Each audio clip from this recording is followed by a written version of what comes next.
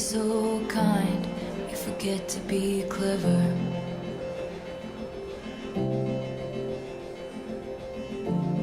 Never be so clever, you forget to be kind.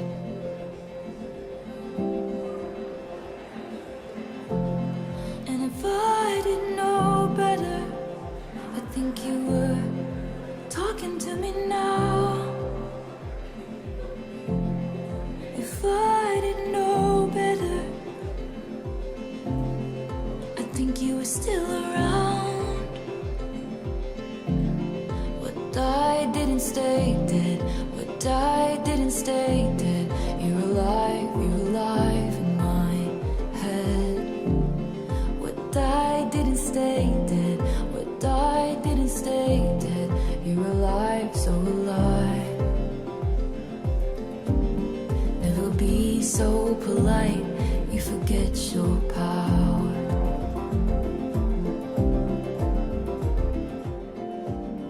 Never wield such power, you forget to be polite.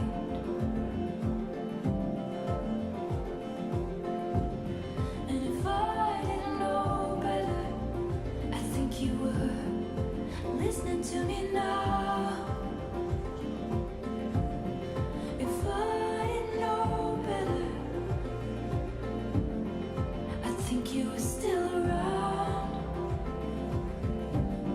What died didn't stay dead. What died didn't stay dead. You're alive in my head. What died didn't stay dead. What died didn't stay dead. You're alive, so alive. The autumn chill that wakes me up. You love the amber sky so much. On limbs and frozen swims, you'd always go past where our feet could touch. And I complained the whole way there. The car ride back and up the stairs. I should have asked you questions. I should have asked you how to be.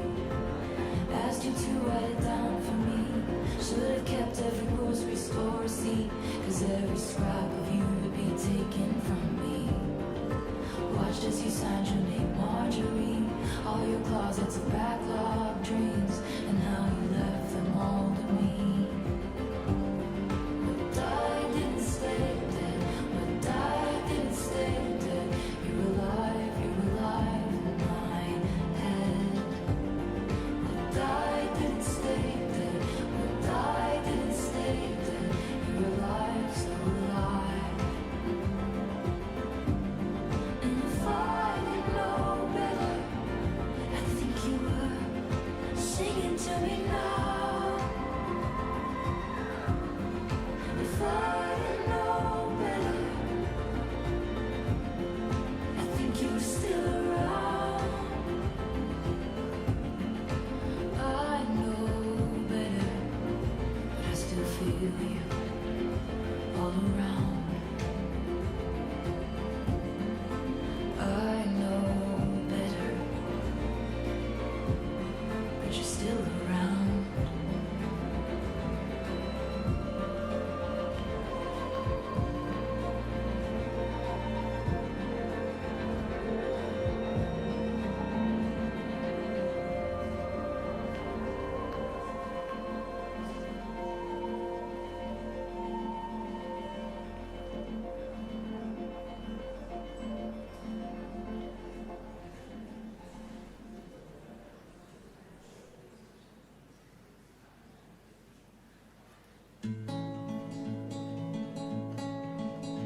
As you promised me that I was more than all the miles combined, you must have had yourself a change of heart like halfway through the drive, because your voice trailed off exactly as you passed my exit sign.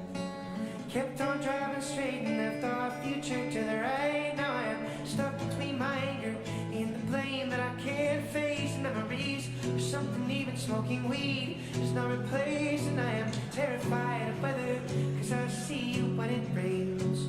Doc told me to travel, but there's COVID on the planes. And I love Vermont, but it's the season of the sticks. And I saw your mom, she forgot that I existed. And it's half my fault, but I just like to play the victim. I'll drink alcohol till my friends come home for Christmas, and I'll dream each night of some version of you that I might not have, but I did not lose. Now your tired tracks and one pair of shoes, and I'm split in half, and I don't have to do.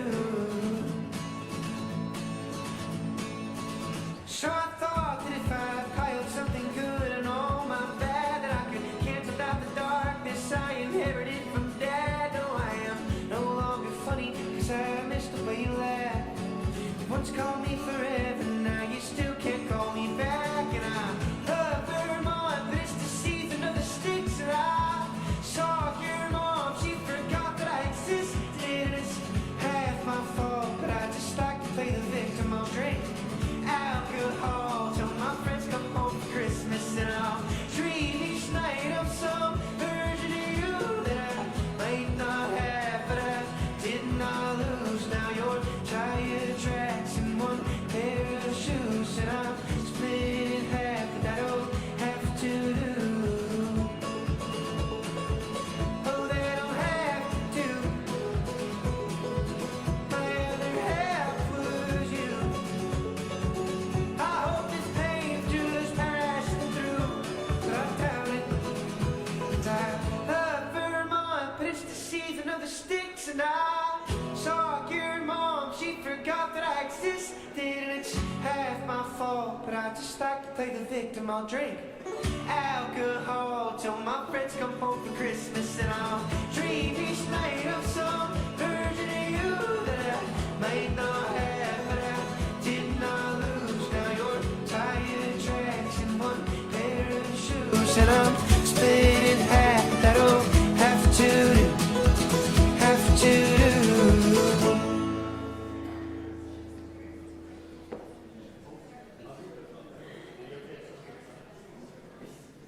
There are times that walk from you like some passing afternoon.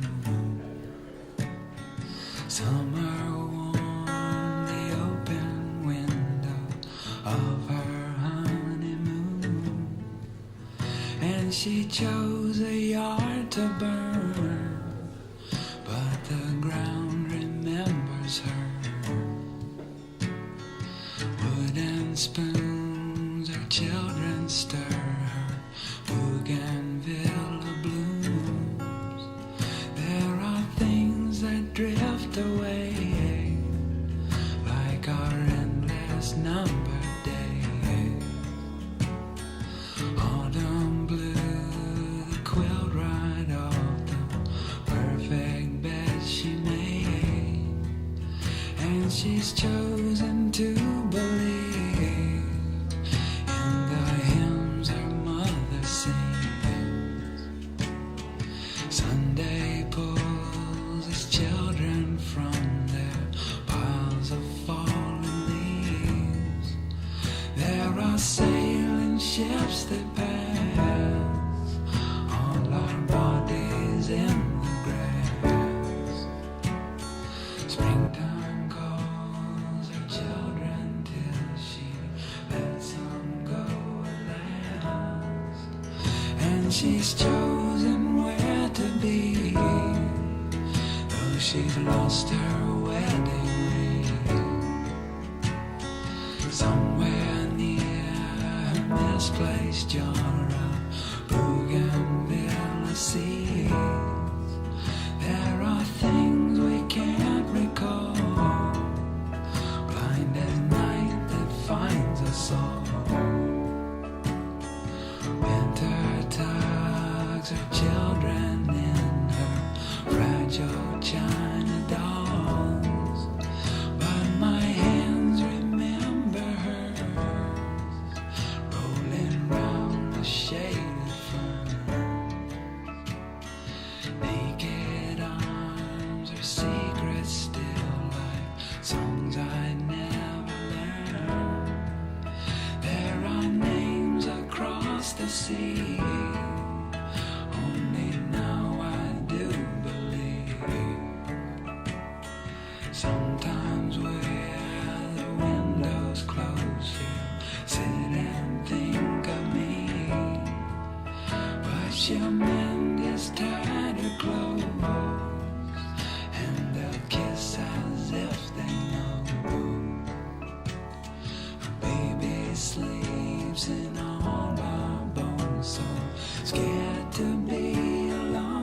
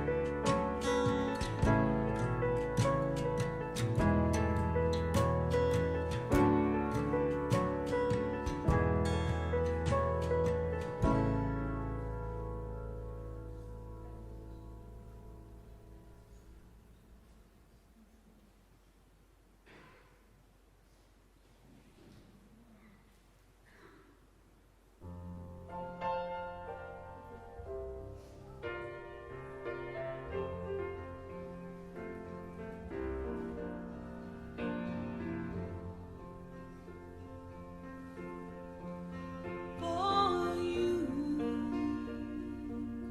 there'll be no more crying.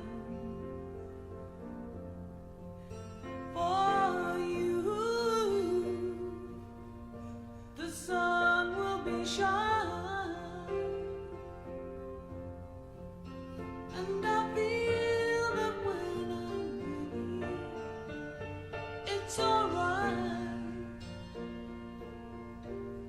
I know it's right.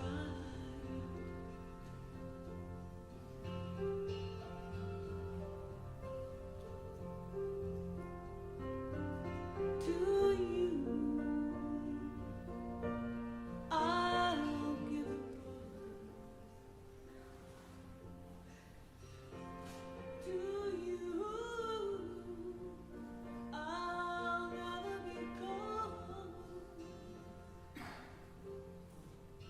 'Cause I feel that when I'm with you, it's alright. Welcome, everyone. Thank you so much for being here today to celebrate the life of and grieve the death of Emma Smith.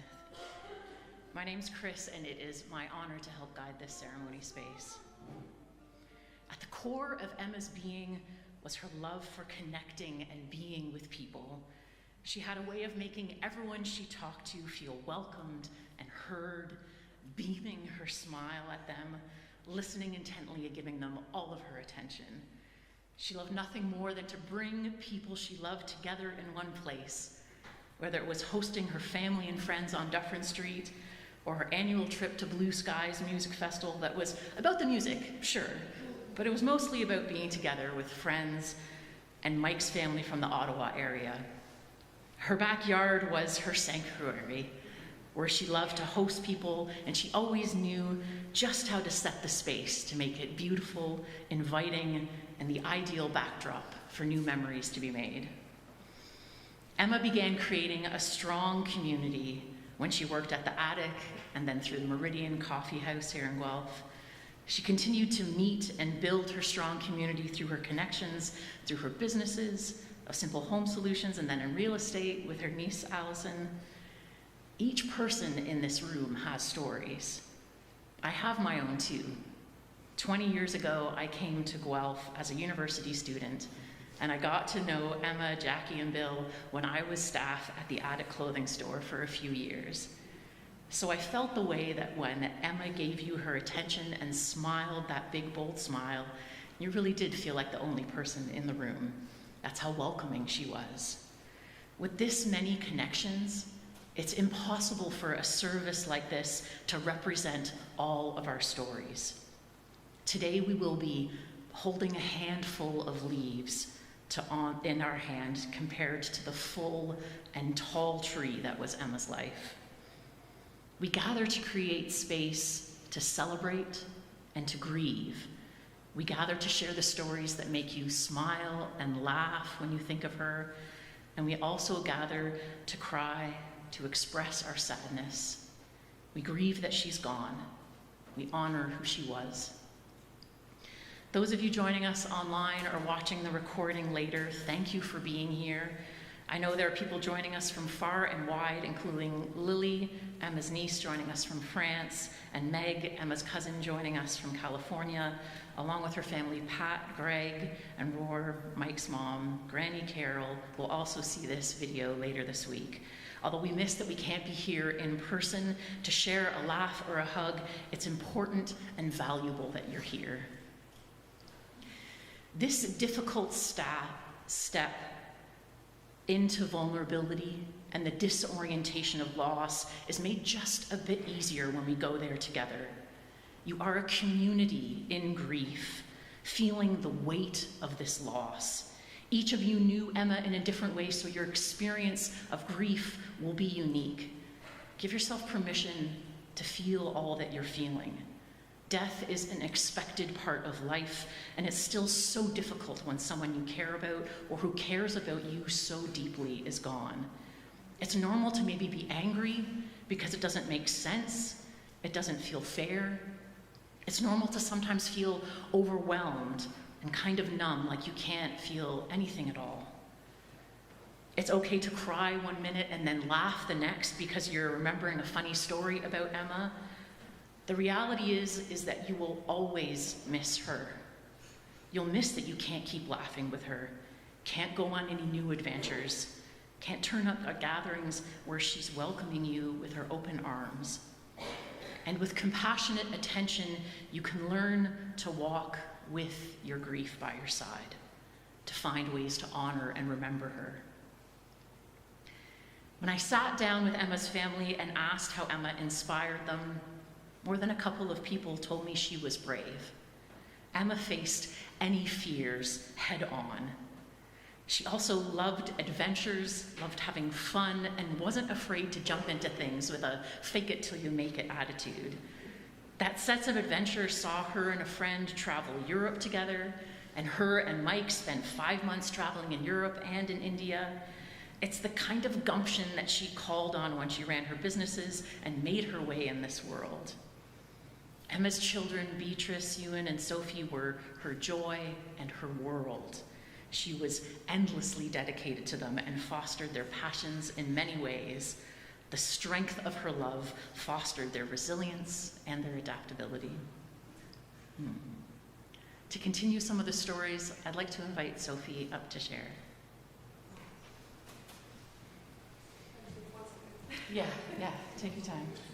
I do want to. It's just, the music and the photos really do it together.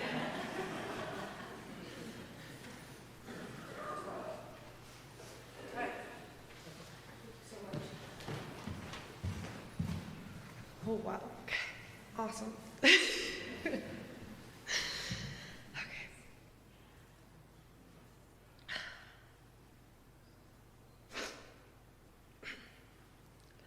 Everyone who met Mom felt the light she embodied.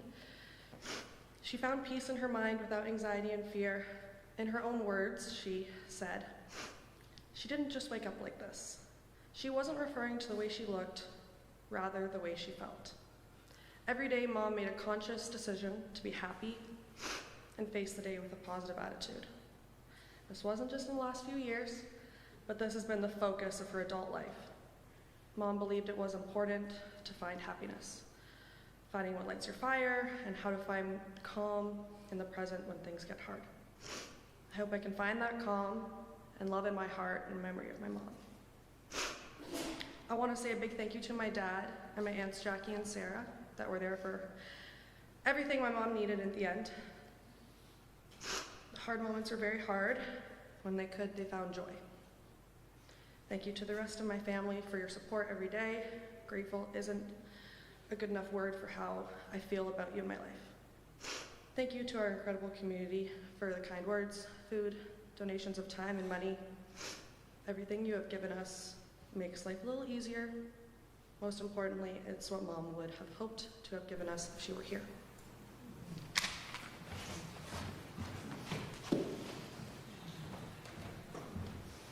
Thanks, Sophie. We'll hear next from Tracy, a good friend of Emma's who's part of the Dufferin Street community. When Emma's children were young, there was a whole community of children in the neighborhood. Emma loved all of the children like her own and loved participating in their lives.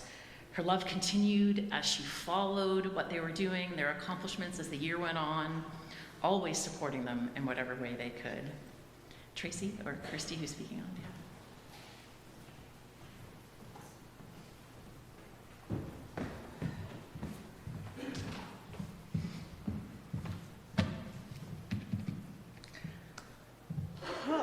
Okay.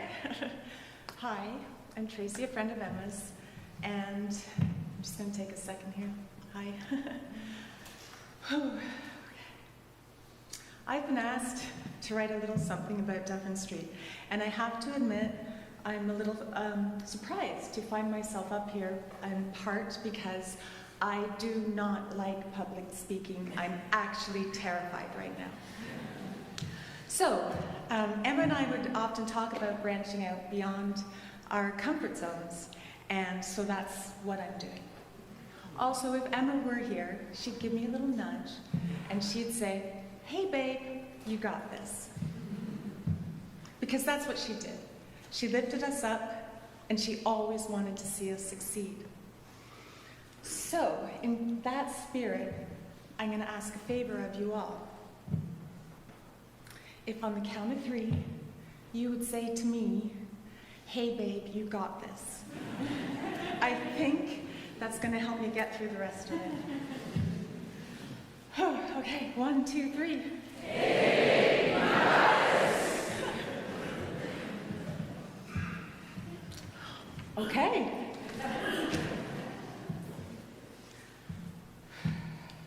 Okay, Dufferin Street. For those of you not in the know, Dufferin Street is actually the center of the universe. And it is where Mike and Emma made their most beautiful family home.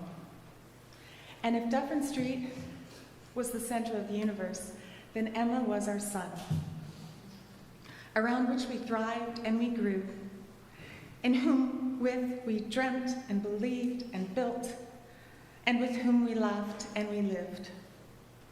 To be in Emma's orbit was to not only be welcomed, but to be harbored, to be nurtured, and to be always, always loved. Most of the action on Dufferin Street in its heyday took place at the top of the hill from where I live, and it was hopping. Emma's gravitational pull was so strong that more and more families began to assemble, and with them, more and more kids. One of the first times I ever laid eyes on Em, I was standing strangely in the middle of the street, at the bottom of the hill, when I looked up to the top of the hill, and I saw this radiant, beautiful, tall woman wearing a petite cotton wraparound skirt, I'm sure we can picture it, that she would affectionately call her blue skies or her hillside skirt. So Emma was also standing in the middle of the road, but with purpose. Her arms were outstretched to stop the cars as a seemingly endless parade of children crossed ever so safely from one side of the road to the other. Who were all these kids? So many! Of course, Sophie and Ewan led the charge. B was yet but just a glimmer in those beautiful blue eyes of Emma's, followed by children from across the street, up the street, around the corner, out back and beyond. And Emma adored every single one of them. Once in her sight, they were hers, part of her family. Finally, Beatrice arrived, new neighbors too, and Dufferin Street became a magical, otherworldly place to grow up. A place made more special by all of the creative and caring parents surrounding them. Sorry. Their community that flourished within Emma's embrace, and by all of the fun, from swimming pools and trampolines, backyard rinks and nighttime parades by candlelight, street hockey, dance parties, performances, crafting sessions in movies beneath the stars, Dufferin Street could not be beat. And armed with Emma in their hearts, these kids, wonderful young adults now, are going to go on and do really fabulous things. But let's not think for one second that the fun was reserved for just the kids. And once again, Mike and Emma's home was the epicenter of it all. And their door, be it front or back, was always open. Whether stepping through the garden gate or passing through the front hall, Emma's surroundings were luscious, warm, welcoming, and oozing with love and beauty, much like Emma herself. To be welcomed into Emma's home was to find ourselves in a little refuge, where our every need and fancy was met, and every trouble shelved. So much so that once inside, it was hard for me, and perhaps maybe a few others, to ever want to leave. And Emma, being Emma, would have to find inventive ways to subtly nudge us in the direction home. She was, of course, far too gracious of a host to ever ask us outright. But it wasn't our fault. She took such great care of us. For example, I recently heard a story told by one of Mike's Thursday night fireside brothers about how Emma would bring out tray after tray of late night sausages, pizza, cheese, and crackers to keep the revelers well nourished. Often there would be protests, such as, "Emma, this isn't necessary," to which she would reply to soothe the polite but hungry bodies, "Oh, it's nothing. I found this in the back of the freezer. They're just leftovers. You're doing me a favor." And the classic, "You have to eat these. The sticker says, 'Enjoy tonight.'"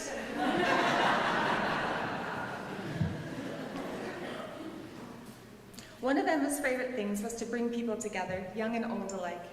And the magic of Emma's universe extended well beyond Dufferin Street folk. It is no exaggeration to say that Emma's love knew no bounds. There was a forever commingling of the various facets of Emma's life, bound together by our mutual love and respect for her. Whether it be her incredible extended family, her cherished Ottawa family, her OG Meridian besties, Mike's hockey night crew and fellow musicians, or the multitude of wonderful people she collected throughout her many storied adventures, Mike and Emma's house on Dufferin Street has always been inclusive, the place to catch up, connect, create, and to share the many, many blessings this life has to offer. From winter solstice to summer solstice, and all of the magical gatherings in between, Dufferin Street, at the top of the hill, has always been and will always be our touchstone. So thank you, Mike, Sophie, Ewan, and Beatrice, for sharing all of that love and joy with us. We treasure it, and we so treasure you. Here's the ironic thing. I think Emma would be rather uncomfortable right now. She disliked the spotlight, and in particular, she would squirm with any amount of praise. But I can think of no one more deserving, no human more beloved than our Emma. She gave us her very best, and it is our turn now, in gratitude and with everlasting love, to go out there and be the best versions of ourselves, and to do Emma, now our North Star, very proud.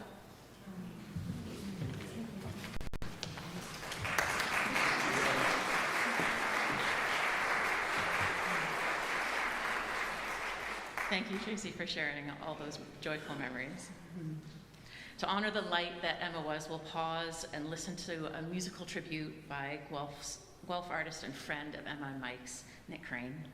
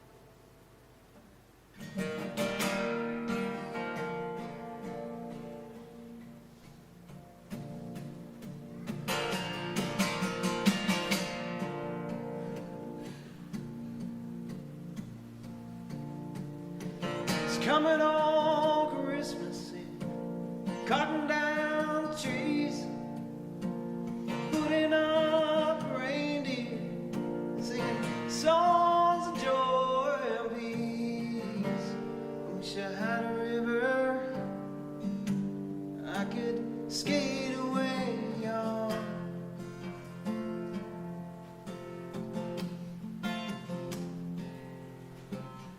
It don't snow here, stays pretty green. Gonna make a lot of money, gonna quit this crazy. Wish I had a river I could skate away on.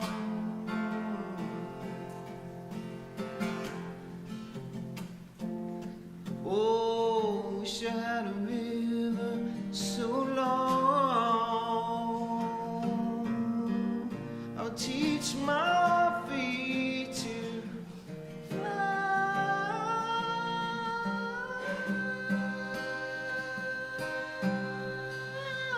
Oh, I wish I had a river I could skate away on.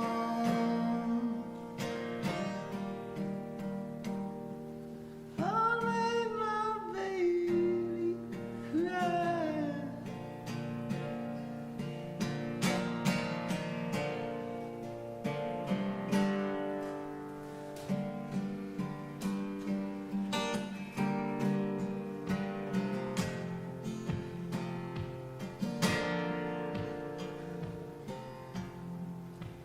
Tried hard to help me, you know, he set me at ease. He left me so naughty, made me weak in the knees. Oh, I wish I had a river I could skate away on.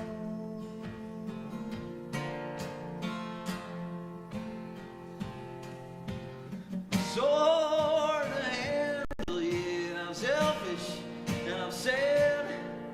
Gone and lost the best baby that I ever had. Oh, wish I had a river I could skate away on.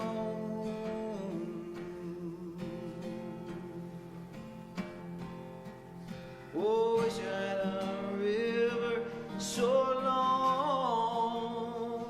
I would teach my feet to fly.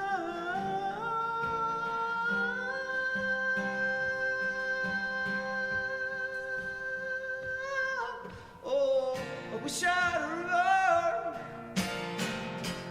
I could skate away on.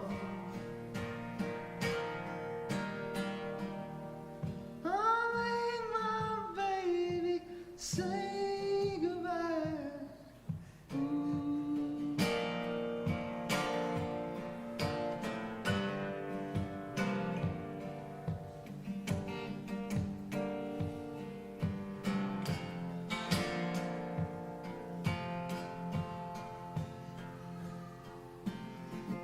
It's coming on Christmas, yeah, cutting down trees, putting up reindeer and singing songs of joy and peace. I wish I had a river I could skate away.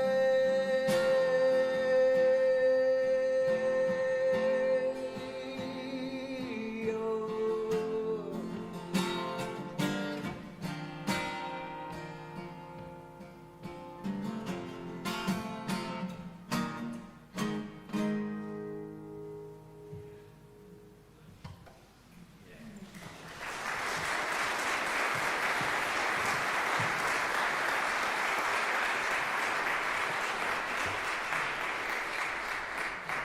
Thank you so much, Nick. Emma grew up in Burlington with her two sisters, and then moved to Scotland and California, eventually putting down roots here in Guelph. And that's how she met her sister Sarah's partner, Brendan, who I'd like to invite to share next.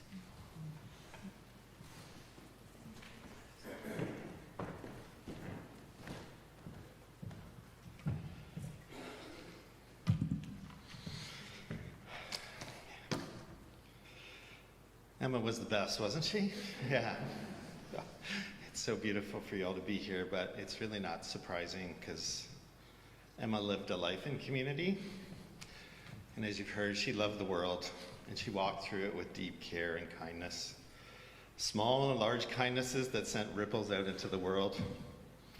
We can never really know what we mean to others, but I think Emma got a pretty great glimpse of her impact, especially over the past year.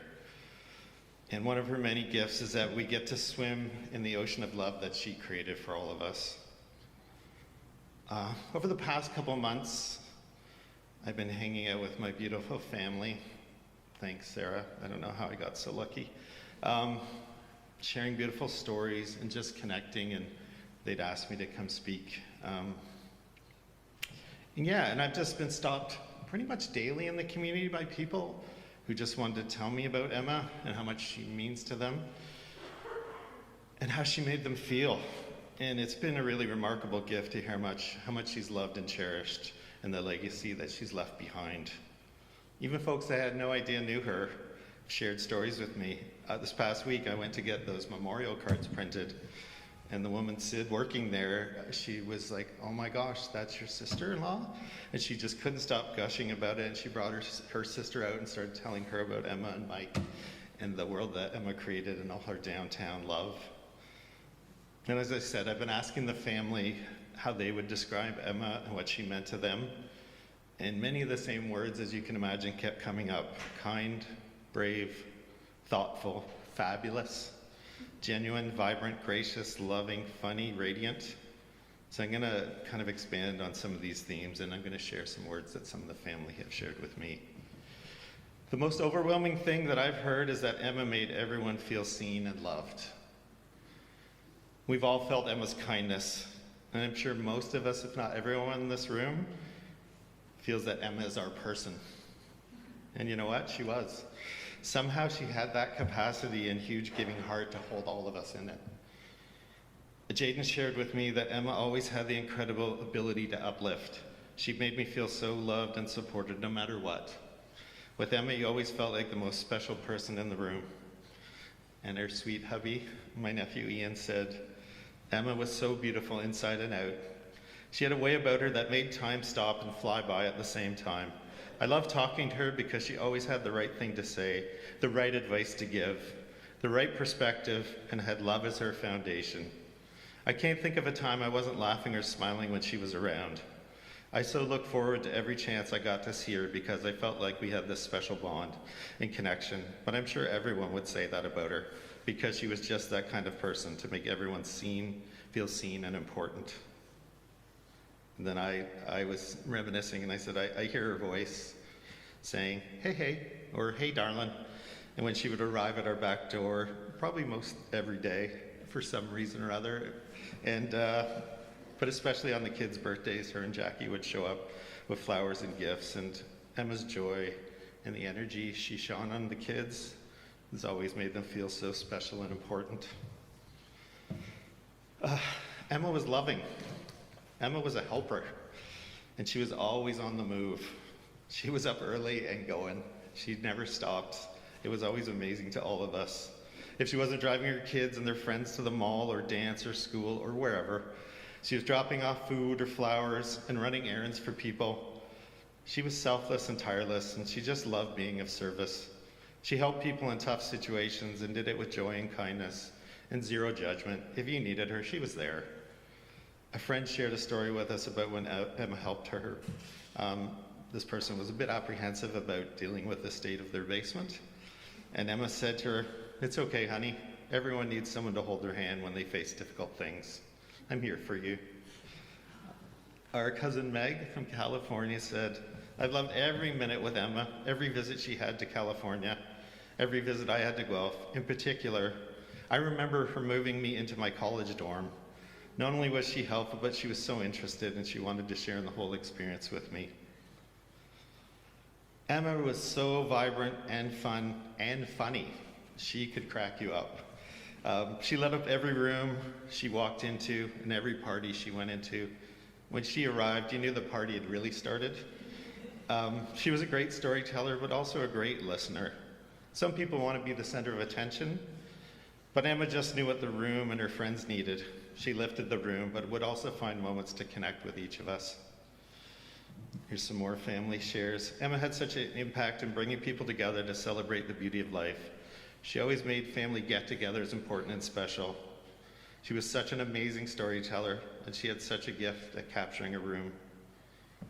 Gina, her friend and neighbor, shared this story. Emma was kind, outgoing, and inclusive. She made Dufferin Street feel like home for our family.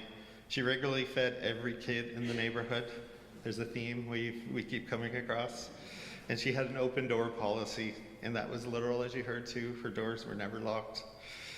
She made the neighborhood come alive at the darkest time of the year with her winter solstice party, a special event for all of us where the neighborhood kids binged on sugar, did holiday crafts, and watched movies until the wee hours of the night while the adults visited and felt the warmth of Emma and Mike's hospitality.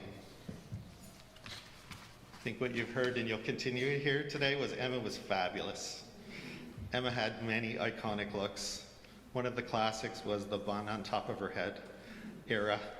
And inevitably that bun would start to slide down one side or the other. But somehow she pulled it off the whole time. She made it look chic to have that bun wherever it landed. She would wear cool jewelry, multiple bracelets and bangles. She was always looking fab, or as my kids would say when they were little, Auntie Emma is so fancy.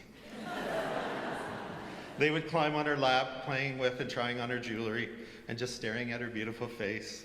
They were enraptured every time she was there. When you needed a fashion consult, she was your go-to. And believe me, our house needed many consultations. Clearly, I could have used one today.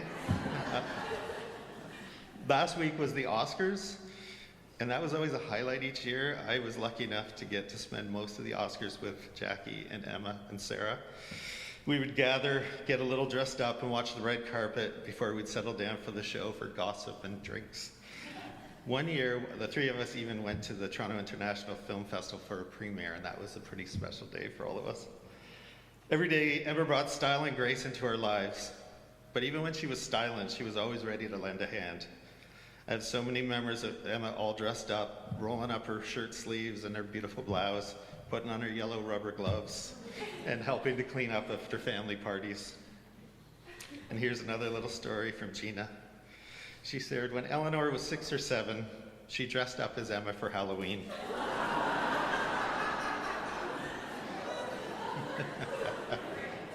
There you go. She wore a black dress, wedges, bangles on her wrists, and those signature hoop earrings. This prompted another neighbor and friend, Dora, to say, I know I've done something right if my 7-year-old neighbor is dressing up for me as Halloween. Emma was so many things, an entrepreneur, a small business owner, a soccer coach. Yep, a soccer coach. The things you find out, right? Real estate agent, a board member at Hillside, a loving partner, and auntie. But the role she was born to play was mother. She loved her kids. She loved going to Ewan's hockey games. She loved watching Sophie's dance recitals. And she loved watching B receive awards at schools. And that's happened many times. B gets a lot of awards. She was a star at the Victory Road Public School bake sale for many years, especially rocking the cake wheel. If you were there, you would spin the wheel and maybe get a slice of cake or a whole cake. She loved the daily things, making breakfast and coffee for her kids, dropping them off, picking them up. She loved when her kids' friends came over and supported them in creating community through food and fun. After Sophie and Ewan left and moved to Ottawa, she loved connecting regularly on the phone and receiving texts and updates from their lives. She loved watching Survivor with B, and then we would have cross-family debriefs after every episode. And I'm right near the end, but I can't talk about Emma without talking about the Smith sisters. Emma, Jackie, and Sarah, a power trio. Wow, they're such an inspiration, and they're such a power example of love in action. I've been so lucky over the years to watch them and witness their remarkable love. And the way they looked after each other and held each other and loved each other through this journey was truly incredible. Somehow their bonds tightened, and they didn't take any shit in advocating for what was deserved. Testing the medical profession's knowledge, there's many times where they were updating the doctors about the latest research and telling them what was going on and demanding care, and pressing on the systems to do more and to just actually care more. I know Jackie and Sarah are so grateful to have spent so much time with Emma and to have been there with her every step of the way. I personally will never forget the gift of Emma in my life, how we shared our feelings and care in all our interactions. Our last conversation was so beautiful. I couldn't believe the glow that surrounded her. Yeah, she was just radiant. It was just her pure essence. And it was truly a miracle to bear witness to that and to be part of that. So I've talked quite a bit, so I'm going to end here. I could probably talk for hours, and I'd have so many beautiful stories, but I want to thank you all on behalf of the family for being here, for sharing this day with us all. Grief is a beast. It's unrelenting and unbelievable. If it feels like grief is our deep love trying to make sense of something that will never make sense, today won't change the facts, but I hope that it creates memories that can lift us when we need it. Emma is love, and her love has filled the room and our lives. When we're all together like this, you can feel it, the energy flowing between us all. I urge you all to hold on to this feeling. Find a place to store it that you can go to when you need it the most in the coming days. Thanks, everyone. I love you all.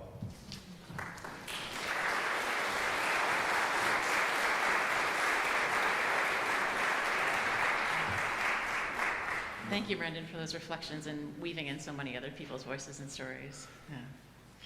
Emma's niece, Lara, who will speak next, is part of the family group on Mike's side who are based in the Ottawa area. Emma loved visiting the Ottawa clan, always come home with stories of laughter and fun. Her family said she was skilled at almost superhuman acts of love, a theme we've heard over and over. Lara, thank you for preparing a reflection to add to our service.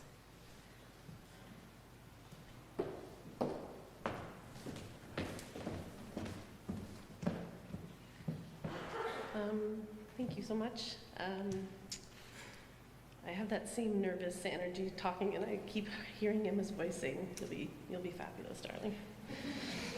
You got this one, yeah. When I first met Emma, I was 12 years old. Mike had brought her to Ottawa to meet our family, and in that moment, there was nothing that you could tell me that could convince me she wasn't a real-life princess. As time went on and my understanding of her deepened, she never lost that quality that made me believe instantly that magic was real.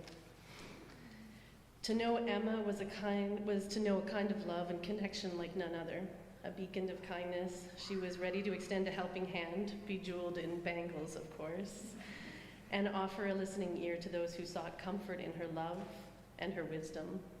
Her spirit and compassionate heart were a source of solace for many, and she possessed an extraordinary ability to make everyone feel valued and cherished, a very common theme. Whether it was through a warm smile, a heartfelt conversation, or a simple act of kindness, Emma touched the lives of countless individuals, leaving an indelible mark on their souls. But of Emma's most endearing qualities, it was her unwavering sense of hospitality that rose to the top. Her home, a sanctuary, a place where everyone was welcome with open arms and treated like family. She had an innate gift for creating an atmosphere of warmth and comfort, making everyone feel at ease as soon as they walked through her door. Her hospitality was not just about providing a meal or a place to stay. It was about fostering a sense of belonging and ensuring that everyone felt valued and appreciated. But she didn't just reserve this for her home here in Guelph, nor for her family and loved ones. Like Mary Poppins, she carried this magic everywhere she went and shared it liberally, even with strangers. She wove that sense of belonging and effortlessly into her offerings. Be it a humble plate of crackers and cheese or some homemade salsa, she fed you love in body and spirit. Be it a nice cold drink on a hot summer's day or a hot cup of tea in the morning, she poured into you wisdom that you mattered. She lit candles to show you the way in darkness and to soften the hard edges of the harder parts of life. She sat you down and asked you questions, not just to fill the time, but because she truly did care and wanted to know what made you, you. She was the type of person who made you want to step closer. This flowed effortlessly from Emma as if it were an intrinsic part of her being. She gave of herself not out of obligation, but out of a genuine desire to make the world a better place, to connect and to nurture. And somehow, while doing all this, she always looked like a movie star. Even 5 days into camping at a hippie music festival, in the middle of nowhere, surrounded by mud and bugs and dirt and freezing cold showers, she always looked fabulous. I don't know how, but she even made cleaning outhouses look glamorous. I'm going to step away from this. There's a story, there's a moment at Blue Skies where it was a horrible rain year, and Magoo'ville, where we all camp, was like at the bottom of a basin, and it just flooded. And forever in my memory will be the memory of Jean and Emma and Mike's campsite, floating away, and including the garbage. And Emma stepped out in these rubber boots and this gorgeous dress and this crisp white linen shirt and her rubber gloves and bangles and pearls, and I just unbelievable. Helen Keller once said that the best and most beautiful things in the world cannot be seen or even touched. They must be felt with the heart. Emma's natural beauty and style was clearly seen by all who knew her, but more importantly, her real beauty was what we felt and still feel with our hearts. I spoke to many people in preparation for writing these words of love for Emma, and without fail, each person mentioned what it felt like to be in her presence. If Emma was a feeling, she is the feeling you have when your shoulders finally relax, when the tension in your jaw lessens, the feeling of being heard, of being seen, of time slowing down. She is the breath you take when you are finally welcomed home. And though we may never hear her beautiful voice again say, "Hey, darling," we can always carry with us the knowledge that with Emma, we found home. And to her children, whom she loved very much, I'd like to close by saying this. In one of my final visits with Emma, she told me that she wanted you to remember to build a life of love and joy and passion. Classic Emma, to be thinking of others, even in her final chapter. I know with certainty you will not falter in that noble pursuit of happiness, because at the core of who you three are is the beauty of her soul, of her love, of her legacy, of what it feels like to be home. Thank you.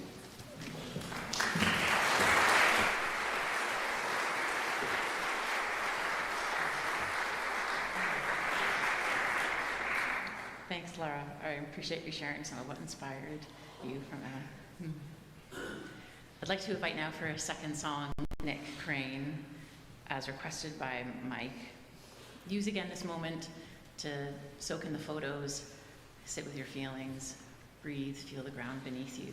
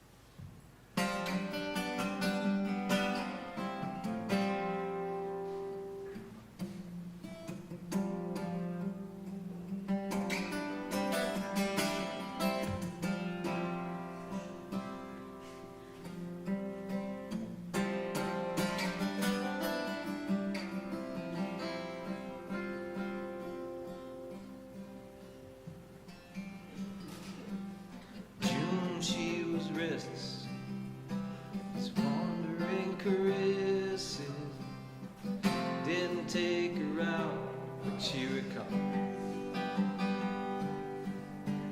He lost her attention,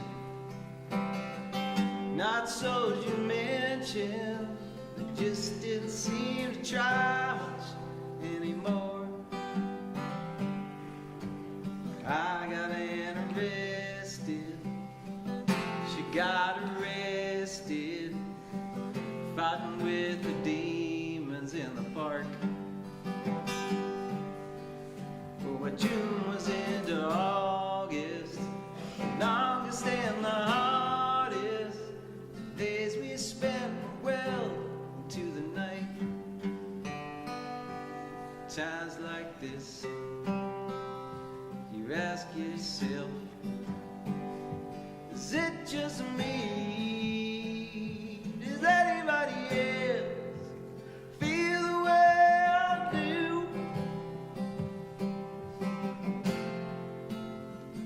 The way I do.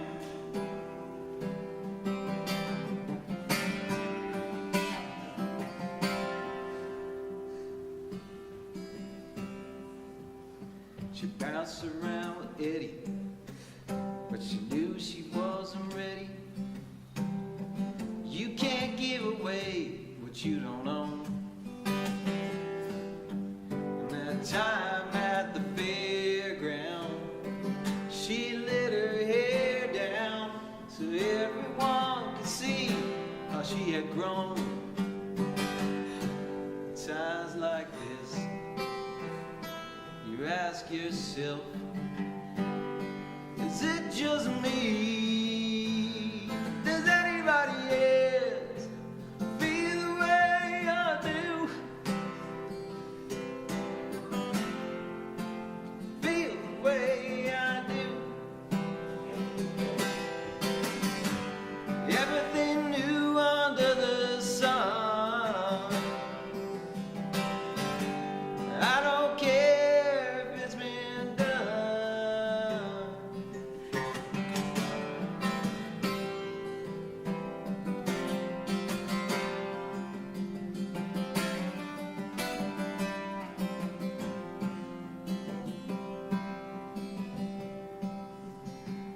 He is a singer, wrote the song to bring her, tried to make it rhyme, make it play. That was when he caught her, the flowers that he brought her, said as much as he could hope to see. At times like this, you ask yourself, it's just me, or does anybody else feel the way I do? Feel the way I do.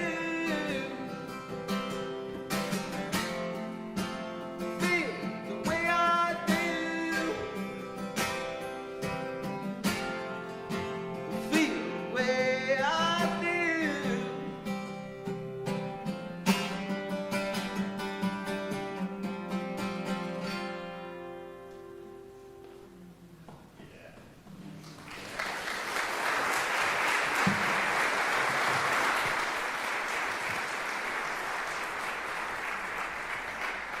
Thank you, Nick, for the soothing of that music. Very beautiful. To continue the stories of Emma, I'd like to invite Mona, Emma's niece, and Brendan to come forward and speak.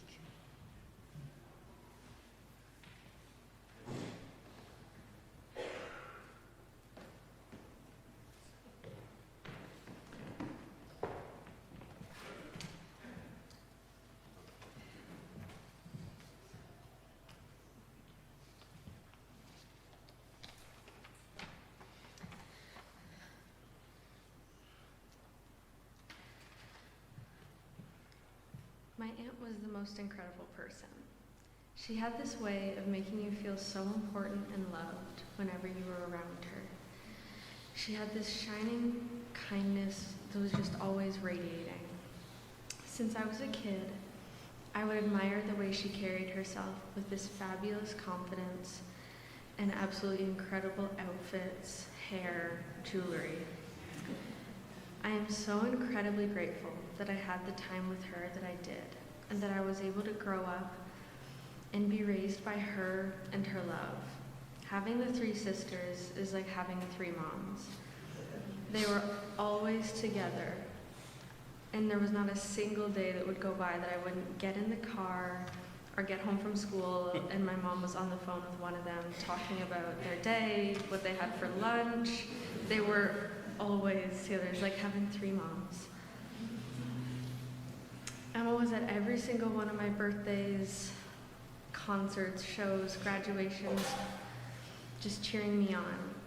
These past couple years, I've had my own health struggles, and no matter what was going on with her, she was checking in on me.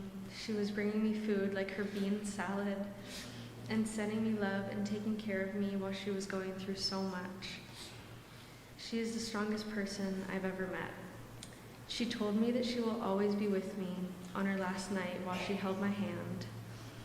I feel her and her strength and her bravery, and will continue to as I go through life. I am so happy and grateful that I have her with me always.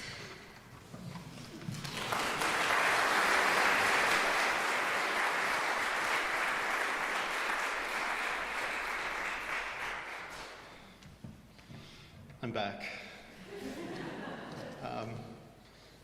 I'm reading some beautiful words that my beautiful partner Sarah wrote, and she wanted me to read them today. It's called A Letter to My Sister. Dear darling Emma, I'm writing you to say thanks. Thanks for all of the years that I've been able to walk along beside you, especially those years here in Guelph with you and Jackie. I'm so grateful for the pair of you being my constant base of loving support before I had my own family and after.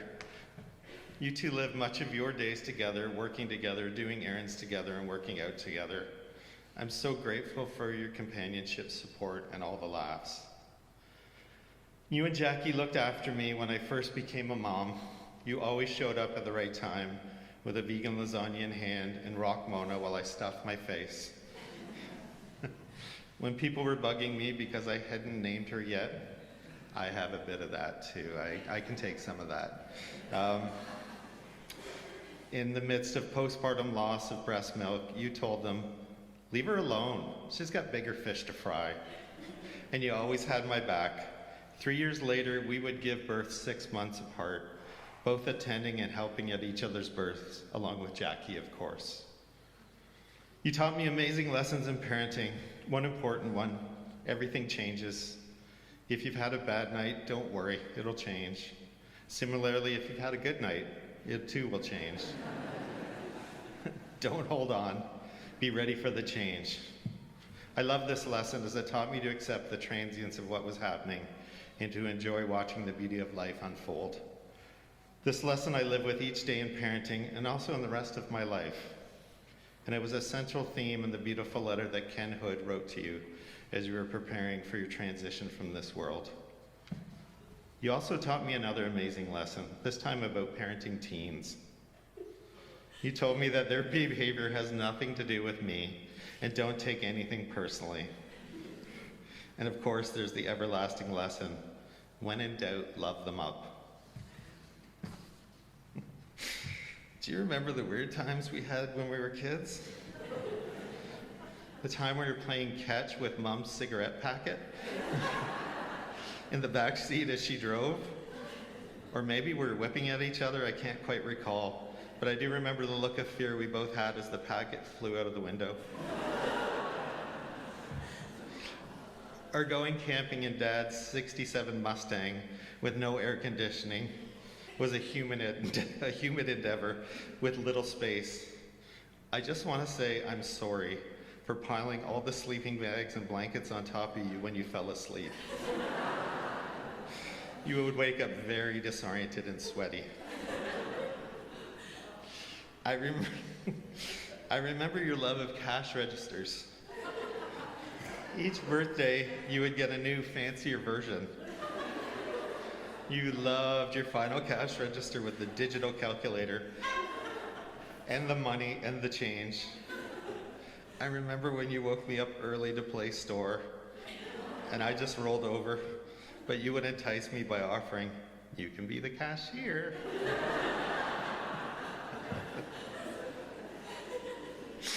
Oh. You love to stare. A good family friend who has known us since we were small described you as an observer, which I thought is a kinder way to see this trait. We would often have to give you a nudge to break the stare or ask you to close your mouth. For years, you would describe yourself as not an animal person. You dislike dogs, and inevitably, dogs at the park would find you, much to your dismay. It wasn't until Sophie brought home the cats Harley and Davidson that you became aware of and wanted to know the names of our cats. I love to see you experiencing a new type of love. Then Allison brought baby Frankie into your life, and you learned about love on a whole new level. Sorry, B, Sophie, you and Mike. Frankie became the center of his love and life. Sadly, training was not in the cards for the two of you. Frankie, to this day, enjoys standing on tables, chewing shoes, and eating any food left on the counter as if it was meant for him. Frankie became a huge part of your life. Morning walks at Ignatius or Guelph Lake brought you close to nature and the grounding that you needed. You loved to walk with a friend or two, share ideas, stories, and insights. Jackie and I would jump at the chance any weekend morning to walk with you. You would marvel at the beauty around you, often stopping mid-walk to stare at the landscape and to face the sun for some warm rays. You love walking in the open air as much as you love walking through the forests. You love seeing Frankie leap through fields like a deer. You were brave. You regularly had to face difficult tests, treatments, and conversations. You bravely faced everything with grace and a sense of humor, always centering on personal connection and kindness. You fought so hard to the very end. You ate all the supplements. You tried all the alternative therapies. You grounded your days in hope, and you were always graceful while enduring the difficulties and pain. You meditated and used visualization to help you stay calm and grounded. I know one thing that you and Jackie and I wish is that we'd known more about the metabolic nature of cancer long before we did. You would have done things differently from the start and used the alternative therapies alongside the standard method of care right from the beginning. We all learned so much about cancer and the various standard and non-standard treatments. I'm sorry that we didn't figure out what was driving your cancer in time for you and your family. I still can't believe we had to say goodbye to you. When you knew the end was near, you gave us everything. You spent time with each person, sharing your love and insight with that sparkly twinkle in your eye. Those were beautiful, fucked up days and nights. And I'm so grateful that I got to be with you through it all. And I'm so grateful that you had a smooth and painless transition. You often said to me you had a charmed life. You loved your life on Dufferin Street with Mike, your kids, your family, your community. You love your sync cassettes. Did I say that right? Okay. Your walks with Sylvia in Milton, your dog walks with the girls, your Christmas tree tradition with Beth, Uli, and Shanti, your solstice parties with the neighborhood friends. You often told me how much you loved your house, how proud you were of your kids.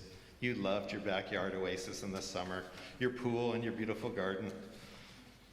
You loved your friends and your visits to Ottawa to see your kids and Mike's family.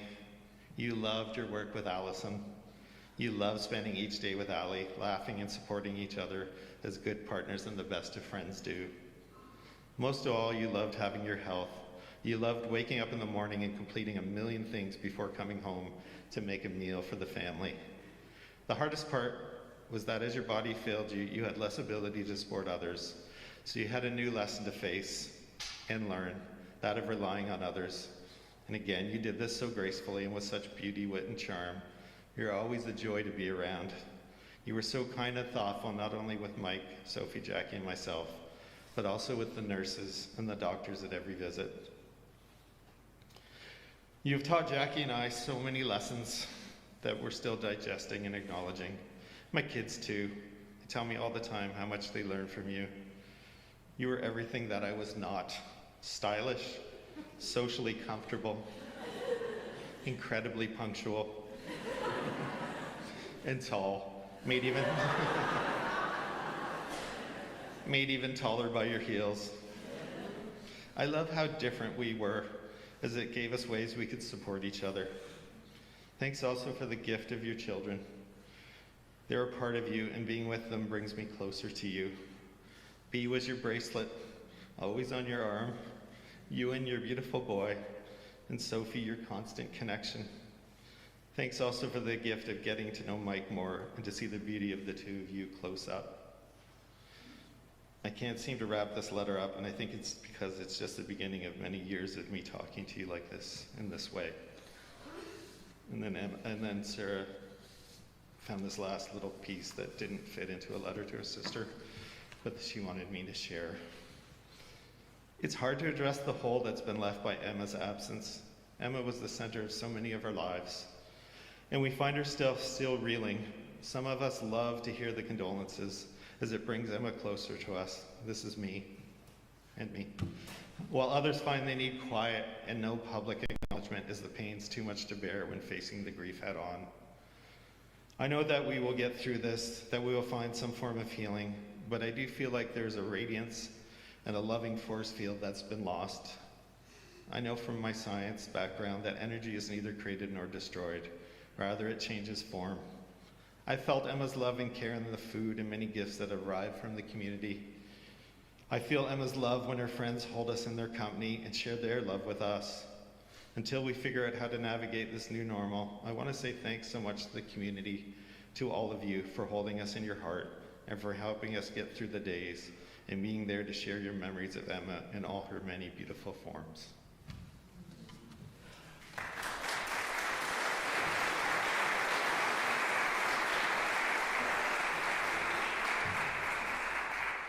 Thank you, Mona, and those words from Sarah. The three sisters, that's a beautiful, amazing bond, a love that ripples out to everyone else around you. Mm-hmm. Before we close, I'd like to read on behalf of Emma's partner, Mike, some thank yous. For 30 years, the love of Emma's life was her partner, Mike.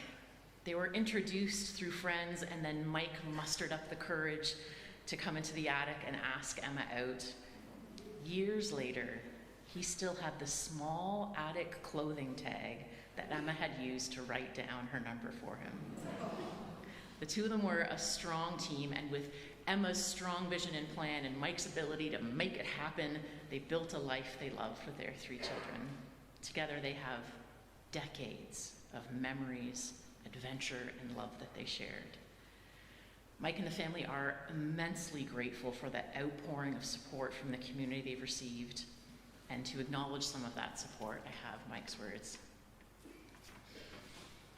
On behalf of Emma's family, I'd like to thank everyone who helped us for the last couple of years. I want to thank you for the cards and the letters, emails and texts, phone calls and chance meetings where you gave us your love and kind words. I want to thank you for the food that you've given us. It was obviously made with love and it was consumed with relief. Thank you for driving my kids around, for walking my dog. Thank you for helping to work on my house so we can live there for years to come. Thank you for the money you have given us and the gift cards. It has allowed me to take time off work so I could spend time with Emma and the family. It will also help with the construction I have to do on my house. All these things that you have done have made this time less difficult. Emma was so grateful for the support that you have shown. We're all grateful. I would like to thank my family and Emma's for your understanding and calm support. Your deference to our feelings and willingness to help has reassured me that there is a path forward. Lastly, I'd like to thank Beatrice, Ewan, and Sophie for the courage you have shown during this terrible time. I know you are secretly taking care of me the way I am gently taking care of you. I know Emma would be proud of us. Mm-hmm. Thank you so much to everyone for being here today. Thank you for the many people who helped this event come together, like Sandy for baking and organizing all the sweets, Nick for the moving music, Lisa and Ginge for making the sandwiches, Lisa, Jordan, Dave, and Marna for making everything run smoothly in the kitchen downstairs, Jody with the flowers, Megan of Hardcourt for all the support along the way, and the many others playing large and small roles to help. Your love and care is appreciated and felt. You each carry with you so many good memories, so many treasured moments of connection, so much love and care. What we share today is only the tip of the iceberg, I'm sure. All of these positive memories stay with you, even as Emma is not here any longer. Let the way she inspired you ripple out in your own choices and actions. Perhaps it will be there in how you give kindness to people, put on a fancy outfit, or how you challenge yourself to borrow some of her fearlessness and try something new. The warmth of Emma's light, like the beeswax candles that she loved, is a light that you carry within you now. Please let the storytelling continue after this. You're encouraged to follow the link on the Facebook event page to share a memory that you cherish, or some photos, or a way that Emma inspired you. These stories and photos that you share will be a treasure for her family as they walk through their grief, so please don't be shy in sharing. After our service, those of you in person, welcome to join us in the gym downstairs or by the elevator for refreshments and to keep connecting. We're a big group, so when you're ready to head out, don't feel obligated to try and connect directly with a family member before you go. There might not be time for them to say hi to everyone. You can use the book in the lobby to connect with them by leaving a message or your name, or again, follow that link on the Facebook event page to share more of your stories. May you walk tenderly with your grief. May you lean into community as a support. Thank you, everyone, for being here today.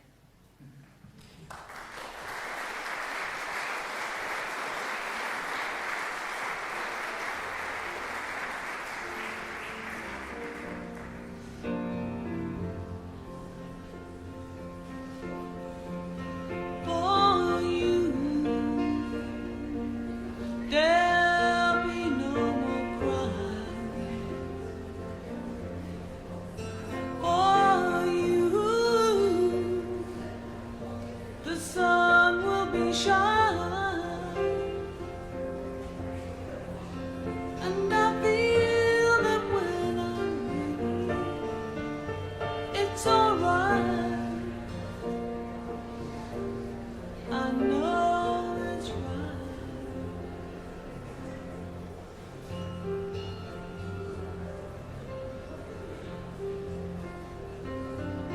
To you,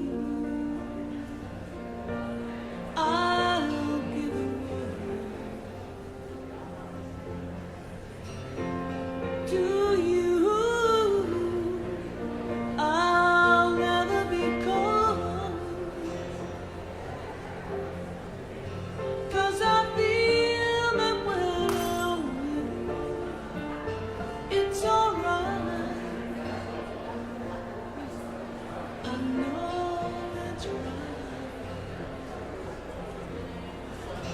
And the songbirds are singing, let me know the score. And I love you, like never before.